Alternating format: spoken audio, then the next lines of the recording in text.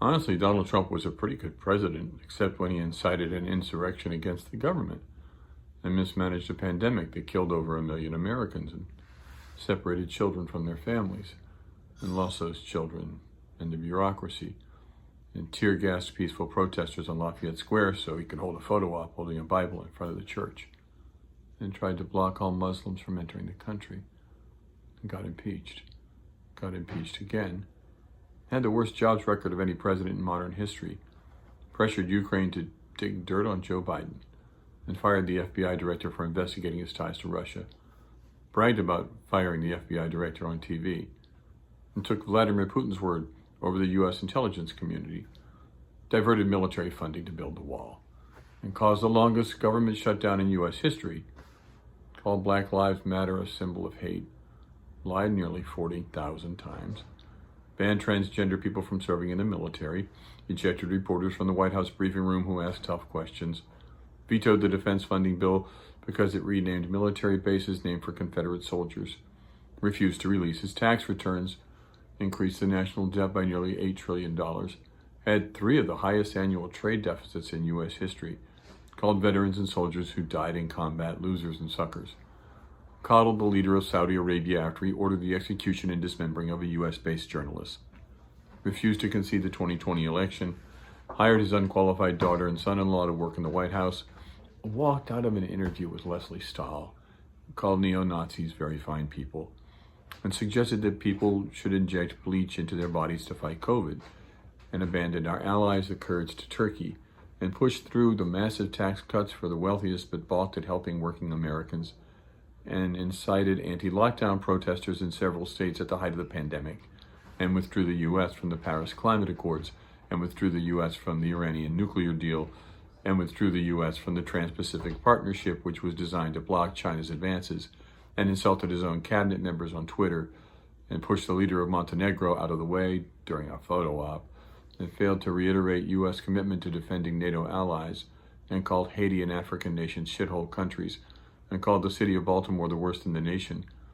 and claimed that he single-handedly brought back the phrase Merry Christmas, even though it hadn't gone anywhere, and forced his cabinet members to praise him publicly like some cult leader, and believed he should be awarded the Nobel Peace Prize, and berated and belittled his hand-picked attorney general when he recused himself from the Russia probe, and suggested the U.S. should buy Greenland, and colluded with Mitch McConnell to push through federal judges and 2 Supreme Court justices after supporting efforts to prevent his predecessor from appointing judges, and repeatedly called the media enemies of the people, and claimed that if we tested fewer people for COVID, we'd have fewer cases, and violated the Emoluments Clause, and thought that Nambia was a country, and told Bob Woodward in private that the coronavirus was a big deal, but then downplayed it in public, and called his exceedingly faithful vice president a PUSSY for following the Constitution, and nearly got us into a war with Iran after threatening them by tweet, and nominated a corrupt head of the EPA, and nominated a corrupt head of HHS, and nominated a corrupt head of the Interior Department, and nominated a corrupt head of the USDA, and praised dictators and authoritarians around the world while criticizing allies, and refused to allow the presidential transition to begin, and insulted war hero John McCain even after his death, and spent an obscene amount of time playing golf after criticizing Barack Obama for playing far less golf while president, and falsely claimed that he won the 2016 popular vote, and called the Muslim mayor of London a stone-cold loser, and falsely claimed that he turned down being Times Man of the Year, and considered firing special counsel Robert Mueller on several occasions, and mocked wearing face masks to guard against transmitting COVID, and locked Congress out of its constitutional duty to confirm cabinet officials by hiring acting ones, and used racist dog whistle by calling COVID the China virus, and hired and associated with numerous shady figures that were eventually convicted of federal offenses, including his campaign manager and national security advisor, and pardoned several of his shady associates, and gave the Presidential Medal of Freedom to 2 congressmen who amplified his batshit crazy conspiracy theories, and got into a telephone fight with the leader of Australia,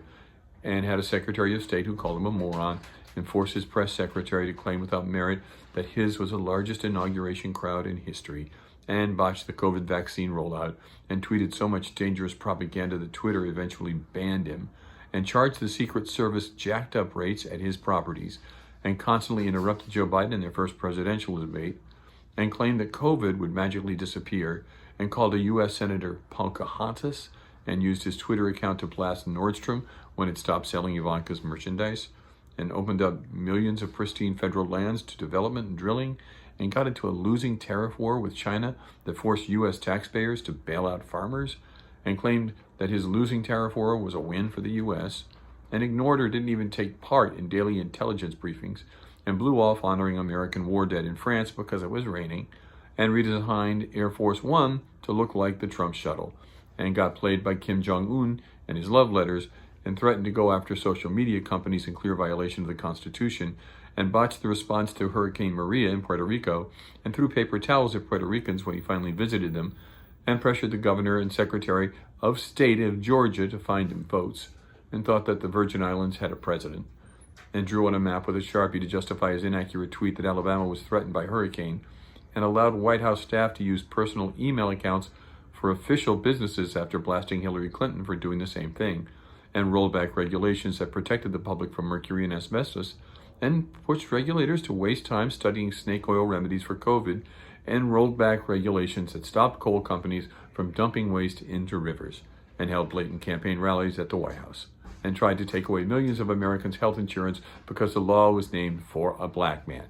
and refused to attend his successor's inauguration, and nominated the worst education secretary in history, and threatened judges who didn't do what he wanted, and attacked Dr. Anthony Fauci, and promised that Mexico would pay for the wall, and it didn't, and allowed political hacks to overrule government scientists on major reports on climate change and other issues,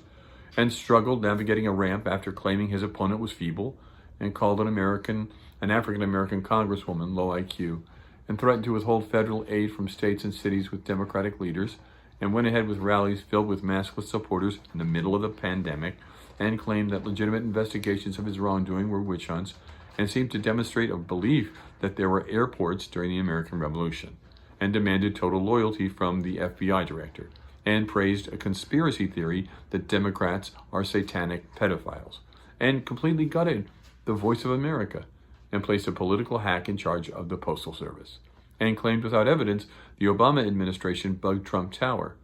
and suggested the U.S. should allow more people from places like Norway into the country,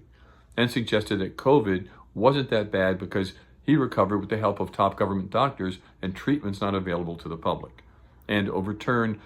energy conservation standards that even industry supported, and reduced the number of refugees the U.S. accepts, and insulted various members of Congress and the media with infantile nicknames, and gave Rush Limbaugh a Presidential Medal of Freedom at the State of the Union address, and named as head of federal personnel a 29-year-old who'd previously been fired from the White House for allegations of financial improprieties, and eliminated the White House Office of Pandemic Response, and used soldiers as campaign props, and fired any advisor who made the mistake of disagreeing with him, and demanded the Pentagon throw him a Soviet-style military parade,